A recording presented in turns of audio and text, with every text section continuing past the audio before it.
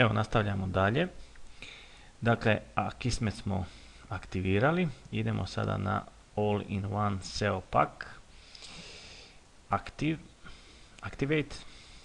Vidite ovdje ovaj crveni prozor, znači upozorava vas, inače su vam poruke uvijek na vrhu, upozorava vas da ovaj plugin nije do kraja aktiviran. Kliknete tu i otvara vam se taj plugin i ovdje imate ovu oznaku Enabled i to stisnete i skroz na dno Update Option. Evo ga, sad kaže da je update napravljen i taj plugin je spreman.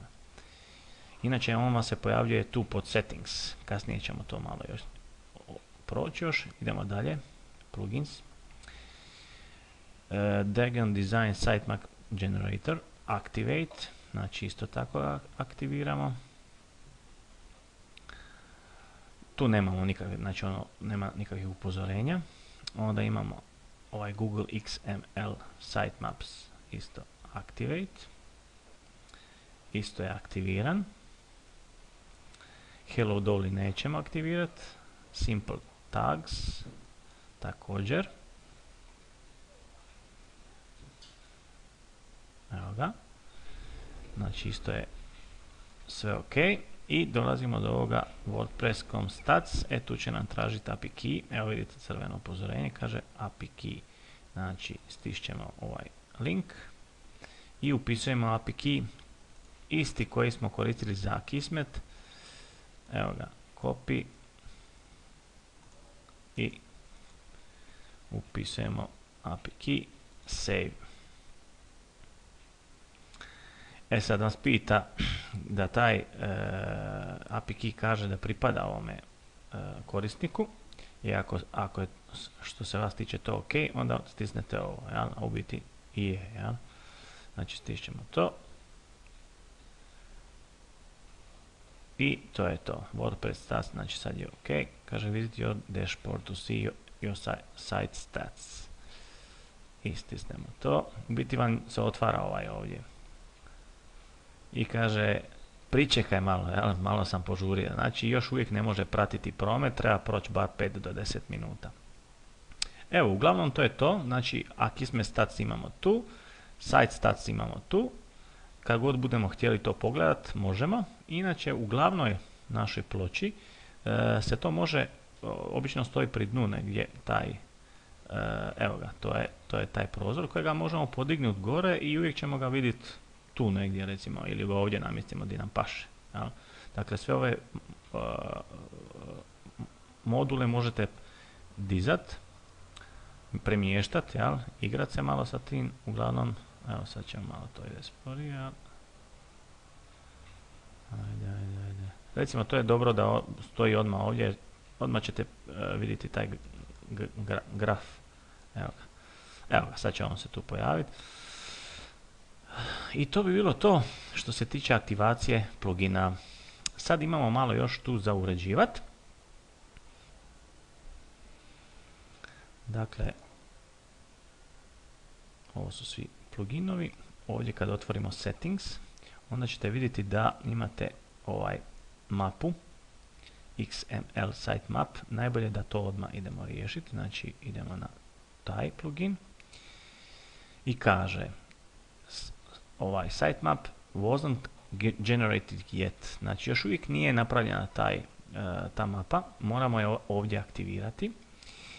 Inače ovo će biti taj link. Ako bi išli sada, znači desnim mišom otvoriti taj link, vidjet ćemo da nam otvara stranicu onu standardnu, znači kad nešto nije u redu, otvorit će nam gdje smo hostali našu stranicu. Ali evo sad ćemo napraviti to. Dakle idemo, tu smo, dobro. Dakle idemo sad to, click here.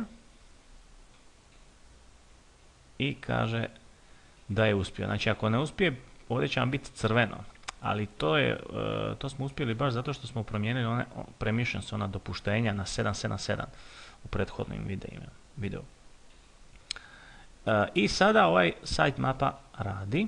Možemo provjeriti sa ovim linkom. Znači opet desni miš. open new tab i sad ćemo vidjeti da je, evo ga, i tu je sada su svi naši postovi i stranice, sve što budemo stavili na stranicu će se tu pokazivati. Google kad dođe do ove naše mape, on će tako indeksirati sve linkove, sve stranice i postove koje stavljamo na stranicu. I kako mi budemo dodavali postove, tako će se automatski dodavati ovdje i ovi URL-ovi naših postova. Eto, to je to. Imamo još ovaj plugin Simple Tags. Tu možete malo ovo prosurfati, ali ja u principu tu ništa ne diram. Onda imamo ovaj DD Sitemap Generator. Ovdje možete puno toga naštimati, malo pročitajte, sad neću ići u detalje, uglavnom možete da vam se prikazuju na mapi samo postovi ili samo stranice i kojim redoslijedom i tako dalje. Uglavnom, ono što ćete trebati ovdje napraviti, to je da odete na ovu stranicu i skinete jedan kod. Sad ćemo ga otvoriti pa ćete vidjeti.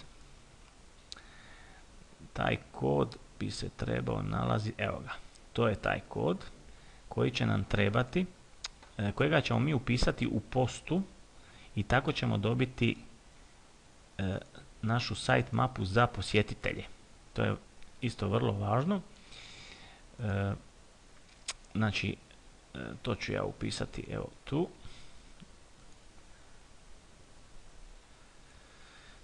Tako. Evo odmah ću pokazati kako to u stvari funkcionira. Znači, odemo na jedan od naših postova. U stvari ne, pardon, idemo na stranice. To će biti stranica. Pages. Vidjet ćemo da ovdje imamo samo jednu stranicu. Ako pogledamo našu stranicu kako je napravljena, evo možemo vidjeti da je to uobičajena stranica koja nema ništa drugo nego samo ovaj primjer naslova, ima Pages About i to je to. Ako kliknemo na About, tu će pisati onaj standardni tekst. Dakle, dodat ćemo novu stranicu. Nazvat ćemo je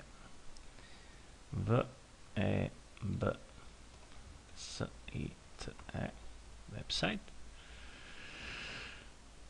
i pod HTML moramo stisnuti HTML, ćemo upisati samo ovaj kod. Znači, Ctrl V i napravimo, ima tu još za uređivanje, ali samo da vam pokažem, znači Publish i idemo posjetiti našu stranicu da vidimo kako izgleda. Vidimo da se pojavio website i kad kliknemo na website, onda ćemo ovdje vidjeti sve naše postove i stranice. To će biti jako dobro za posjetioca jer će moći vidjeti sve linkove koji su lijepo napravljeni. Znači, za razliku od one druge mape koja služi više Google da bi pronašao naše ove linkove, ova više služi za posjetioca, znači koji može posjetiti ovu našu stranicu i pregledati naravno sve što smo na nju stavili. Eto toliko za sada, još ćemo malo ovo uređivati, ali to ćemo u sljedećem videu.